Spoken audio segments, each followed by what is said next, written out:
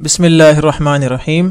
پیارے بچوں، کینٹیب پبلشر کی طرف سے آپ کو خوش آمدید۔ پیارے بچوں، کلاس 6 کی اردو کی کتاب پڑھنے کے دوران جو کتابیں آپ کے پاس ہونی چاہیے ان میں سب سے پہلے اردو کی کتاب ہونی چاہیے جو ہمارا مین ریسورس ہے۔ اس کے بعد آپ کے پاس ریسورس پیک جو آپ کو مشق حل کرنے میں بہت مدد دے گا، اور آپ کی چھٹیوں کے کام کے لیے اور کتاب کو مزید اچھی طرح سمجھنے کے لیے آپ کے پاس سمر پیک بھی ہونا چاہیے۔ آپ کو اردو کی کتاب میں خوش آمدید۔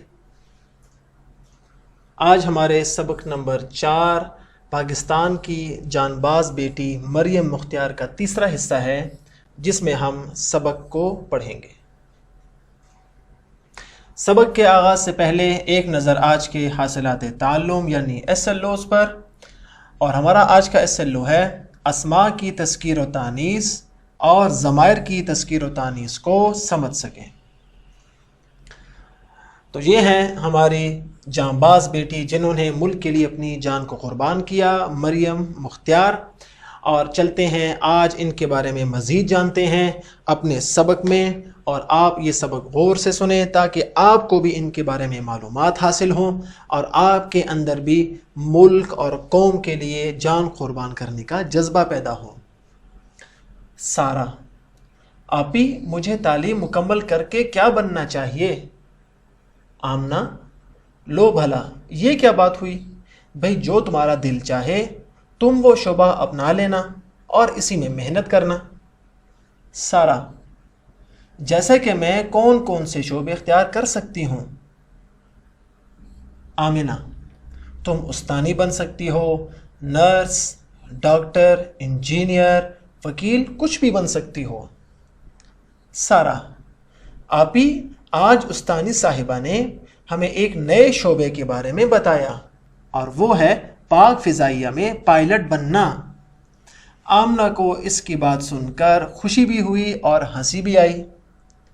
آمنہ: میں اس شعبے کے بارے میں زیادہ تو نہیں جانتی، ہاں شام کو جب ابو گھر آ جائیں تو وہ ضرور اس کے متعلق معلومات دے سکتے ہیں، اس لیے تم شام ہونے کا انتظار کرو۔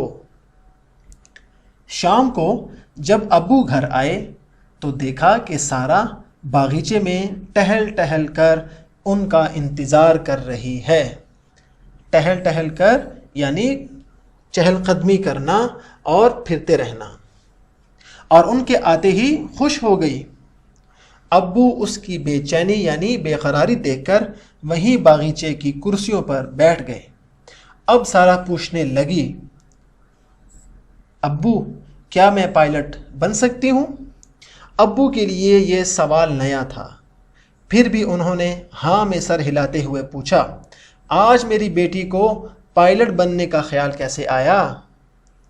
سارہ: ابو، میری استانی جی نے آج ہمیں بتایا کہ لڑکیاں جہاں اور بہت سے شعبے اپناتی ہیں یعنی منتخب کرتی ہیں، وہ پاک فضائیہ میں پائلٹ بھی بن سکتی ہیں، اور بالکل اسی طرح جنگی طیارے اڑا سکتی ہیں جیسے مرد پائلٹ۔ انہوں نے یعنی استانی نے ہمیں پاکستان کی پہلی جنگی جہاز اڑانے والی پائلٹ مریم مختار کے بارے میں بھی بتایا، لیکن جماعت کا وقت ختم ہو گیا اور ہم تفصیل نہ جان سکے۔ تو آپ نے یہ سبق غور سے سنا، ابھی ہم آگے مزید بھی پڑھیں گے، لیکن پہلے اس صفحے کا خلاصہ بیان کر لیتے ہیں۔ سارہ جب اپنی بہن سے پوچھنے لگی تو دراصل ہوا کیا تھا کہ سارہ اپنے اسکول سے یہ سن کر آئی تھی کہ جیسا مرد پائلٹ بن سکتے ہیں اور وہ جنگی طیاروں کو چلا سکتے ہیں، ایسے ہی خواتین بھی جنگی طیاروں کو اڑا سکتی ہیں، اور مزید وہ معلومات بھی دے رہی تھیں۔ لیکن اس دوران کیا ہوا؟ کلاس کا وقت ختم ہو گیا اور سارہ وہ تفصیل نہ جان سکی۔ تو وہ آتے ہی اپنی بہن سے سوال کرنے لگی، لیکن ظاہر ہے بہن کو بھی اتنی معلومات پاک فضائیہ کے بارے میں نہیں تھی، تو بہن نے کہا جب شام کو ابو آئیں گے تو اس سے پوچھ لینا۔ تو سارہ باغ میں ٹہلتے ٹہلتے چلتے ہوئے اپنے والد کا انتظار کرنے لگی۔ جیسے ہی ابو شام کو آئے، ابو نے سارہ کے چہرے پر پریشانی اور بے چینی اور بے قراری دیکھی تو وہ وہیں باغیچے میں یعنی باغ میں بیٹھ گئے باغیچہ کہتے ہیں چھوٹا سا باغ. باغیچہ کسے کہتے ہیں؟ چھوٹا سا باغ. وہیں بیٹھ گئے اور سارا نے کہا کہ کیا میں پائلٹ بن سکتی ہوں؟ تو ابو کے پوچھنے پر اس نے وہی بات بتائی کہ آج ہماری استانی، ہمارے ٹیچر نے ہمیں یہ بتایا کہ خواتین اور یعنی لڑکیاں بھی پاک فضائیہ میں پائلٹ بن سکتی ہیں اور وہ جنگی طیارے اڑا سکتی ہیں جیسے کہ مرد پائلٹ. اور اس نے اپنے والد سے مزید معلومات لینا شروع کی. اور پھر کیا ہوا؟ ابو یعنی اس کے والد نے کہا چلو میں تمہیں مریم کے بارے میں مزید بتاتا ہوں. مریم مختار، تو بچوں آپ نے بھی یہ سبق غور سے سننا ہے اور آپ نے بھی سارا کی طرح شوق سے مریم مختار قوم کی جانباز بیٹی کے بارے میں معلومات یاد کرنی ہے. تو چلے دیکھتے ہیں اس کے والد سارا کو کیا بتا رہے ہیں. مریم مختار 18 مئی 1992 کو کراچی میں پیدا ہوئی. اس کے والد کرنل ریٹائرڈ مختار احمد شیخ کا تعلق بھی فوج سے تھا، یعنی اس کے والد صاحب بھی فوج میں تھے اور فوج سے وہ ریٹائر ہو چکے تھے. مریم نے اپنی تعلیم army public school Malir Cantt Karachi سے حاصل کی.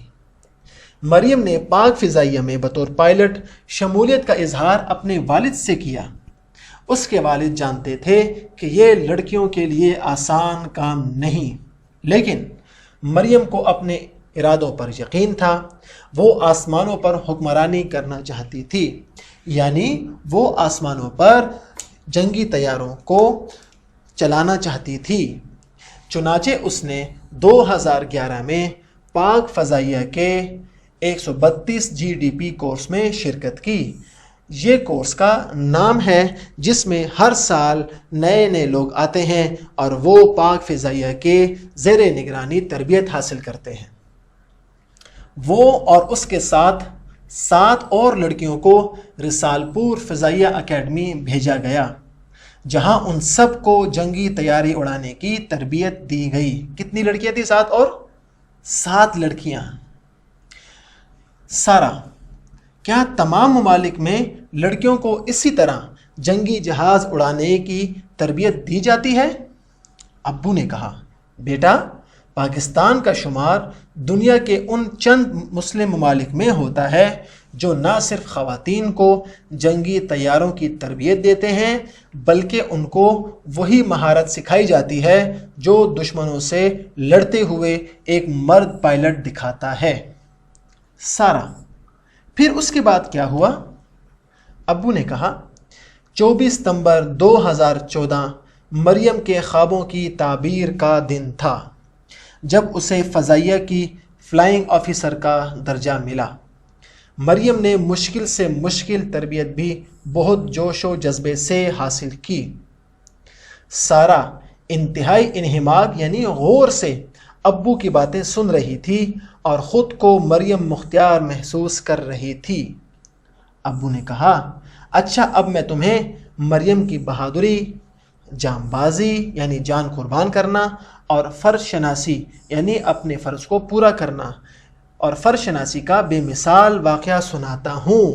تو جیسے سارا پورے انہماک کے ساتھ، پوری توجہ اور پورے غور کے ساتھ یہ تمام معلومات سن رہی تھی، اگلے سبق میں ہم آپ کو مریم مختار کا وہی واقعہ تفصیل سے سنائیں گے.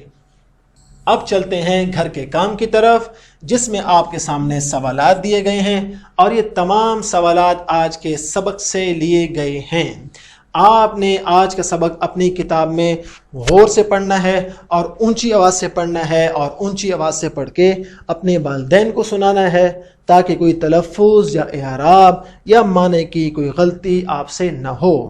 اور جب آپ سبق پڑھ لیں گے تو یقین مانیں کہ یہ سوال آپ کے لیے کوئی مشکل نہیں ہوں گے. پہلا سوال کیا ہے؟ سارا اسکول سے واپسی پر کیوں خوش تھی؟ دوسرا سوال، وہ کھانے کے بعد اپنی بہن کا انتظار کیوں کر رہی تھی؟ تیسرا سوال، سارا کو کس نئے شعبے کے بارے میں علم ہوا؟ سوال نمبر 4، مریم مختار نے کب پاک فضائیہ میں شمولیت اختیار کی؟ اور سوال نمبر 5، سارا مستقبل میں کیا بننا چاہتی تھی اور کیوں؟ تو آپ نے ان سوالات کے جوابات ہمارے سبق نمبر 1 جس میں ہم نے اپنے سبق کا پہلا حصہ پڑھا اور آج دوسرا حصہ پڑھا، آپ نے اپنی کتاب میں یہ دونوں حصے غور سے پڑھنے ہیں، تو آپ کو ان تمام سوالات کے جوابات مل جائیں گے اور آپ نے اپنی کتاب سے یہ سوال اپنی نوٹ بک میں حل کرنے ہیں۔ اور اب چلتے ہیں اپنے سمر پیک کی طرف، جس میں آپ کے لیے ایک بہت مزیدار سا گھر کا کام دیا گیا ہے، اور وہ کیا ہے؟ ذیل میں دیے گئے جملوں کو پڑھیں۔ ان جملوں کی بات ہو رہی ہے، آپ نے یہ جملے غور سے پڑھنے ہیں، اور اگر وہ مذکر معنی دے رہے ہیں تو انہیں مؤنث میں تبدیل کریں، اور اگر اس جملے میں مؤنث اسم استعمال ہوا ہے تو اسے مذکر میں بدل کر یہی جملے آپ نے دوبارہ لکھنے ہیں۔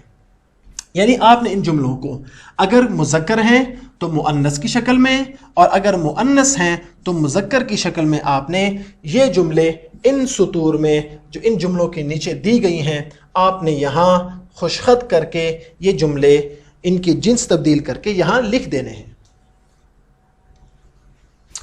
تو آج کا سبق آپ نے سنا، مجھے امید ہے کہ آپ نے سمجھا بھی ہوگا، آپ اس کو پڑھیں گے بھی، اور آپ سوالات بھی حل کریں گے، اور آپ سمر پیک کو بھی دیکھیں گے، اور جو سوال آپ کو دیا گیا آپ اس کو یقیناً اچھی طرح حل کریں گے۔ اگلے سبق میں پھر ملاقات ہوگی۔ اللہ حافظ۔